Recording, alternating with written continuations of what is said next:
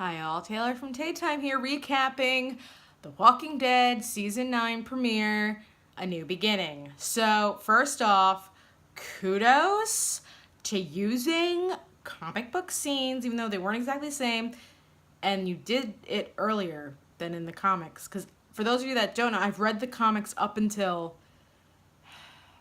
the big first Whisperer kill spree.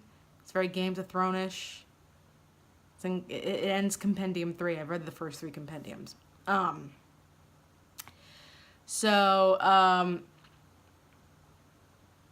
Basically, if you watch my Doctor Who recap, you know that much like Chris Chibnall, Angela Kang, who's written for the show before, now is showrunner. This is a great episode. I can't wait to see where she goes next. I like the vibe. It's definitely reminiscent about, I wanted to say the first season, but maybe season 4. Everyone's comparing it to the pilot, and I'm like, no. It is compared to the pilot in certain aspects, but this is more like season 4, when the prison has been all done up, and it's like 30 days without an incident. Is that the title of the season 4 premiere? You know, that's what that reminds me of. But there has been an 18-month time jump. Like, look, I know there are people who watch on Netflix. I know there are people who watch on other streaming services and all this other stuff. Guys, it's been well known for a while now that it's going to be an 18-month time jump. The rudeness I had seen, thank God was not given, but rudeness I saw on social media last night was ridiculous. Once again, we need to be respectful, guys. So, the episode started out, Judith is talking. To quote Katie O'Shaughnessy, she's old enough to buy a mortgage. Yeah, girl's talking now, and she's painting a picture. And Rick has a grumpy face. And then the new opening sequence happened. It was very beautiful. And a group of them finally get to DC because, as I've always been saying, Alexandria is literally right next to DC. It's like, oh, Jesus, I just dropped my glasses. It's like DC, Alexandria City, Alexandria suburbs, Alexandria farmland. So I'm very excited that they finally got to DC. Gonna read a museum in the zombie apocalypse. The Smithsonian's a great place to start, guys.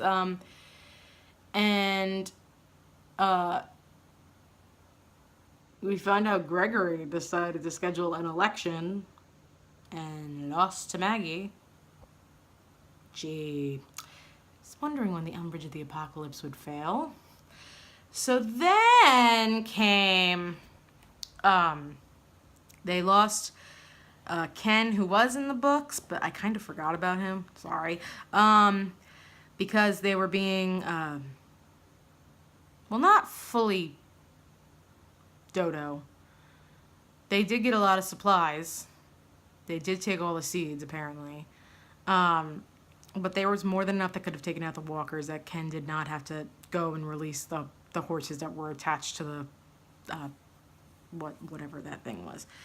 But he gets bit, and a lot of people are like, why did he die so quickly? And I'm like, he got hit in the chest by a horse, which probably collapsed his lung as well, and it just all deteriorated. My dad and I, though, are wondering if, A, that was the first person Maggie has, like, lost since baby Herschel was born, or if this was also the first loss the group faced in a long time. So they go back, they tell his parents, they're pissed at Maggie, don't let her come to the funeral. Like, it is grief, and I understand that, but that was a little excessive. I will say that. There was a little bit of flirty between Aaron and Jesus. Car Ezekiel has happened, and on the way back, he proposes to her, and she's like, put that thing away. I love Carol. So, she was like, I love you enough, but I don't need that. And after we just saw somebody die and you almost got repelled down a thing in the Smithsonian? No, not happening. So then, Gregory, of course, gets the parents drunk. By the way, Alden, who I discovered is the Backstreet Boys' former savior's name. Great singing voice, guy. I like you. That was great. I liked it. Gets them drunk so that he can have his plan happen while while Daryl goes with Rick and Michonne to the Saviors, and Negan's name is on the wall, and they're all like, da-da-da-da, and Daryl mentions, well, ever since the storm knocked everything out. So how long ago in Walking Dead land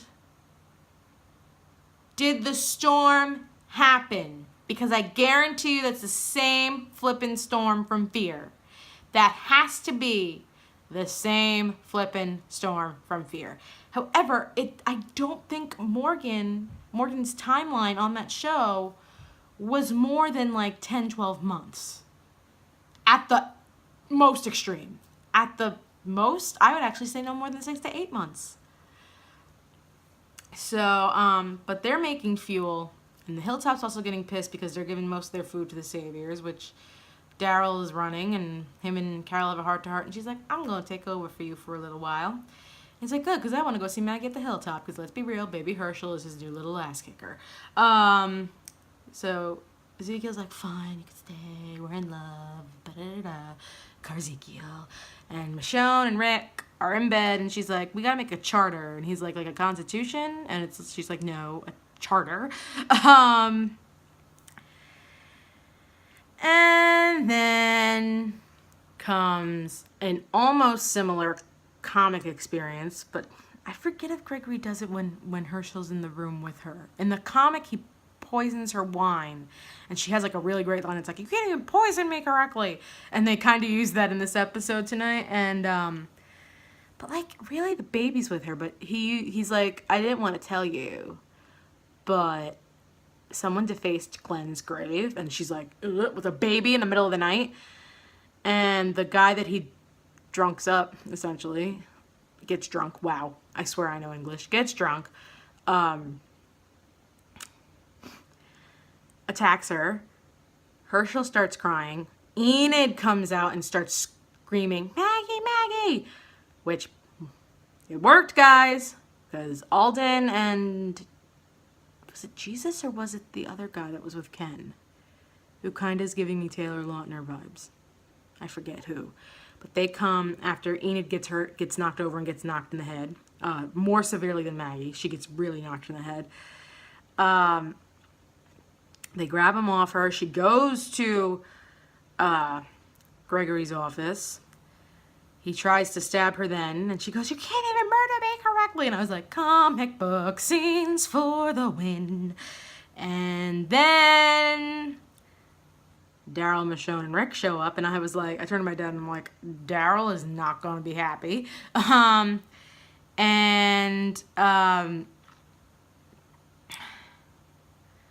They pull the comic book right from the pages onto the screen. And, you know, Maggie, well, first off, Maggie and Rick have a conversation, and she's like, we give them food in return for them building the bridge and fuel. Now, I wouldn't have asked for all the fuel, Maggie, but at least most of the fuel.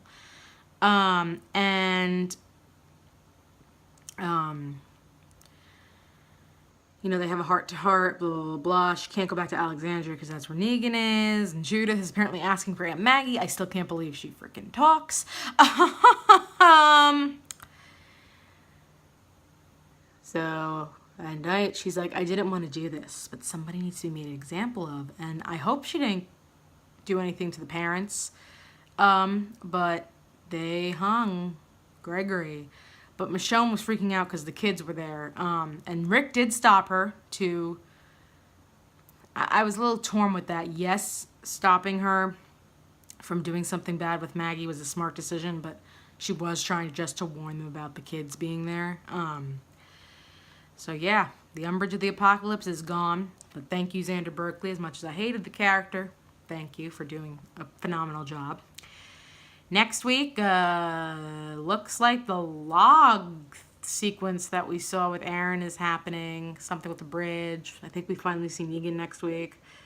For those of you that are a little upset with Negan, but that's the whole point, is that he's the one that actually defeats Alpha in the end from the Whispers. I don't know. But this was a very solid season opener. I really enjoyed it. I really thought it was very well done. And I cannot wait to see it next week. We got confirmation that besides John Bernthal, Sonequa Martin Green would also be coming back, as well as Scott Wilson. So now on a more somber note, I am very sorry to all of Scott Wilson's family and friends and former co-stars of anything over the loss of Scott over the weekend. Literally, I was scrolling through Twitter, found out that him, Sonequa, and John would be coming back. Also, a little bit of confirmation that Maggie totally wasn't done with the show. I mean, Lauren Cohen wasn't totally done with the show.